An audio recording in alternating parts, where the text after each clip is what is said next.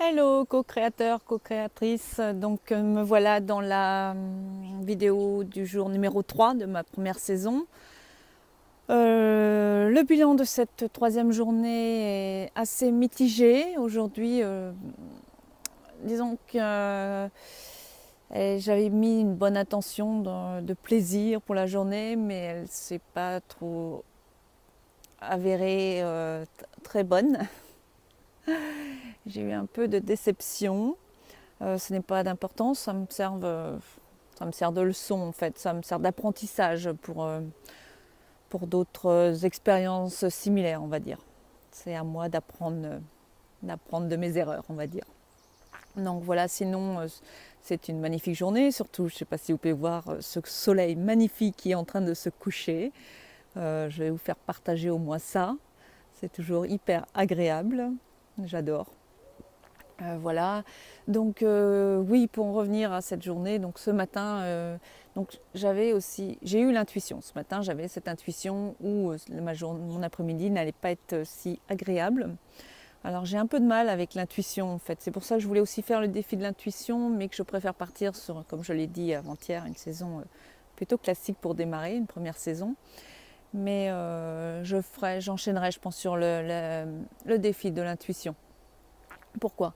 En fait, j'ai un peu de mal. Ce matin, j'avais cet sentiment, ce malaise en fait, et j'ai un peu de mal avec l'intuition quand elle n'est pas une bonne intuition, entre guillemets, un sens bénéfique en fait. Je sentais plutôt un sens où mon après-midi n'allait pas être bonne.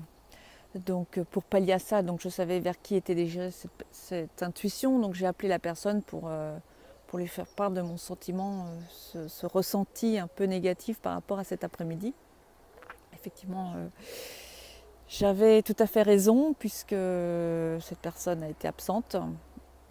Et, euh, et c'est ça en fait que j'ai du mal avec l'intuition. J'aimerais que l'intuition soit toujours dans une bonne nouvelle, on va dire, et c'est pas toujours le cas.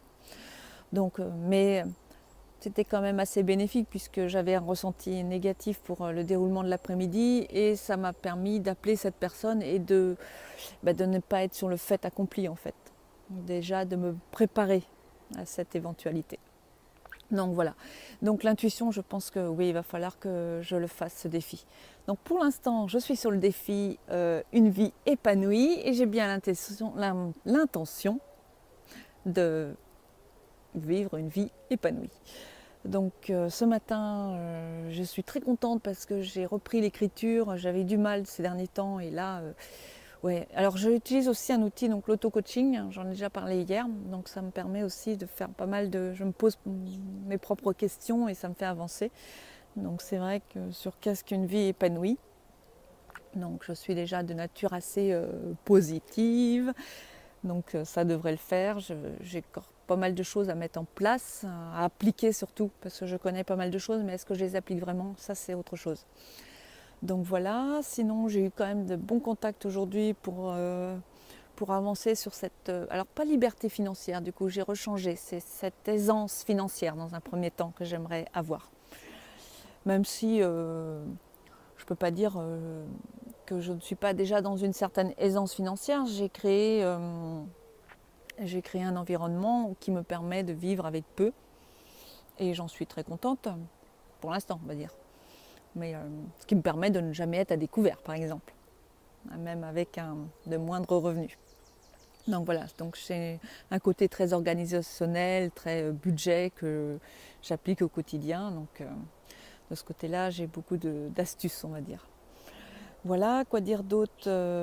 Donc j'ai fait le tour, oui, l'écriture c'est fait, la méditation aussi, je médite donc par rapport au programme de Deepak Chopra. Donc là, je suis sur le programme qui s'appelle Prospérité, ça tombe bien pour l'aisance financière. Les affirmations, j'ai commencé ainsi à regarder quelques vidéos transmises par d'autres co-créatrices, en l'occurrence c'était des co-créatrices, dont Natacha Delpech, qui m'a beaucoup inspirée ce matin. Et puis la vidéo aussi de Perle d'eau douce, qui a 21 ans, et qui m'a donné l'idée d'en parler à ma fille. J'ai une fille qui a 25 ans, je ne dis pas de bêtises, elle est née en 91, donc oui, 25 ans. Et je me disais, oui, pourquoi pas après tout, faire ça entre mère et fille, ce serait plutôt sympa, je trouve. Ce serait une idée originale. Voilà. Donc, qu'est-ce que je pourrais vous dire d'autre? Eh bien, c'est déjà pas mal, je trouve. C'est déjà pas mal tout ça. Donc voilà. Eh bien, chers co-créateurs, chères co-créatrices, je vous souhaite plein de bonnes choses et je vous fais encore profiter de... Ah, on ne le voit plus ce coucher de soleil, on ne voit pas les couleurs parce que c'est vraiment orangé. Par contre, ce que je peux vous faire participer si je ne glisse pas, c'est... Alors, attendez. Je ne sais pas si vous voyez, en fait, je suis au bord d'une rivière et au milieu de la rivière, il y a des nénuphars, il y a des pierres, en fait. Donc voilà dans quel cadre j'évolue, un cadre que j'ai choisi volontairement. Un passage, mais qui est dans la nature, en fait, avec les oiseaux, bref, qui est pour moi en ce moment très ressourçant parce que j'ai besoin de la nature pour me ressourcer, d'être au vert comme on dit. Donc ça me plaît énormément en fait. J'aime me rouler dans l'herbe quand j'en ai envie. Donc voilà. Voilà. Et le chant des oiseaux et tous ces animaux qui me le rendent bien puisqu'on cohabite très bien en fait.